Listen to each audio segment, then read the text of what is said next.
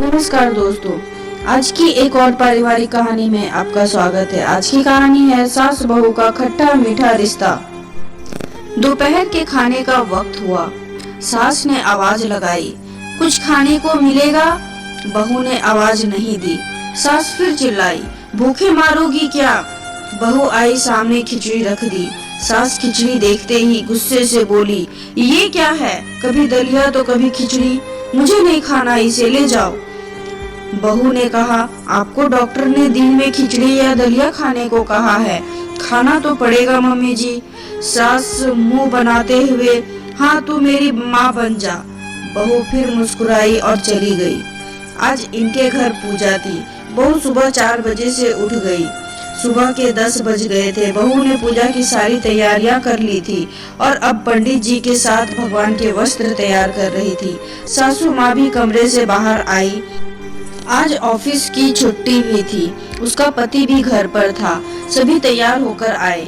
पूजा शुरू हुई। सास चिल्लाती हुई, बहू ये नहीं है, वो नहीं है। बहू दौड़ी दौड़ी आती और सब करती। पूजा होते होते दोपहर के 3 बज गए थे। अब आरती होने लगी। सबने बारी बारी से आरती की थाली ली। जैसे ही बहू ने थाली पकड़ी, थाली हाथों से गिर पड़ी।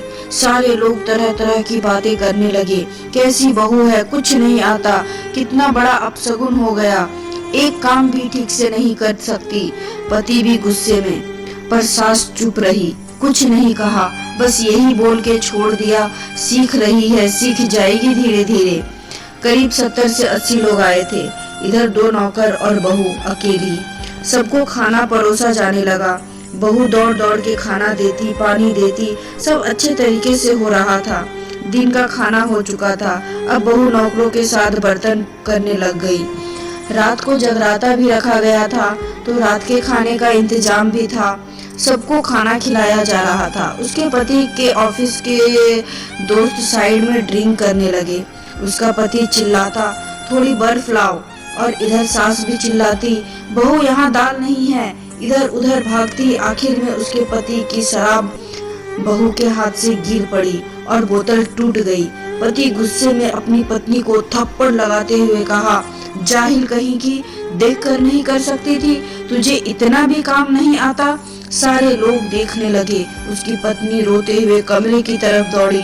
अब पति के दोस्तों को और आस पड़ोस के लोगों को बहाना मिल गया था, देखो क्या कर दिया तुम्हारी बहू ने। उसमें से एक औरत कहने लगी, किसी काम की नहीं है तुम्हारी बहू। मैं तो कहती हूँ अपने बेटे की दूसरी शादी कर दो, छुटकारा मिलेगा इस गंवार से। सास गुस्से से उठी और अपने बेटे को जोर का थप्पड़ मारी और कहा, अरे नालायक, तेरी हिम्मत कैसे हुई मेरी बहू पर हाथ उठाने की? तेरी टांगे तोड़ दूंगी। उसके बेटे के दोस्त कुछ कहने ही वाले होते हैं कि माँ ने गुस्से से घूरते हुए कहा, चुप, बिल्कुल चुप, यहाँ दारू पीने आए हो? जबकि पता है आज पूजा है, फिर भी कैसे संस्कार दिए हैं तुम्हारे माता पिता ने। और मेरी बहू के बारे में किसी ने कुछ भी कहा तो चप्पल से मारूंगी मैं। अरे पापी, तू मेरा बेटा है, मुझे शर्म आ रही है। तूने मेरी बहू को इसलिए मारा कि उससे तेरी शराब की बोतल गिर गई? अरे नालायक, वो बच्ची सुबह 4 बजे से उठी है, घर का सारा काम कर रही है, पूरे दिन कुछ खाया तक नहीं, फिर भी हंसते हुए, सबकी बातें सुनते हुए, ताना सुनते हुए घर के काम में लगी रही। और तूने मेरी बहू को सबके सामने नीचा दिखाया। चप्पल से मारूंगी ऐसे यार दोस्तों को। उसके दोस्त चुपके से खिसक लिए।